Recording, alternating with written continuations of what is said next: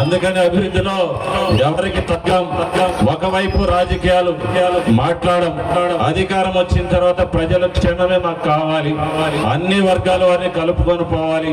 ఎవరైతే మన దగ్గరికి వస్తుందో, మన నాయకుల దగ్గరికి వస్తుందో పేద బడుగు బలహీన వర్గాలకి మనం పనిచేయాల్సిన అవసరం ఎంతైనా ఉందని చెప్పి నేను తెలియజేసుకుంటున్నా. ఎందుకంటే సంక్రాంతి కాబట్టి షార్ట్ కట్ లో వెళ్తా ఉన్నా.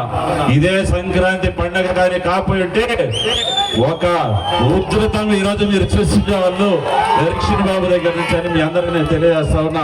ఎందుకంటే పండగ పూట మనమందరం మరి చిన్న చిన్న రాజకీయాలు మాట్లాడుకోవటం వల్ల కలహాలు తప్ప ఏముండవు. మీరందరూ ప్రశాంతంగా సంక్రాంతి పండుగ చేసుకోండి. పిల్లలతో ప్రతి కుటుంబం సంతోషంగా ఉండాలా. ఎర్రగొండపాలెంలో ఉన్నటువంటి ప్రతి ఇంటికి సహాయం చేసినటువంటి శక్తి ఆ నాయకుడు నారా చంద్రబాబు నాయుడు గారు నాకు ఇచ్చారు.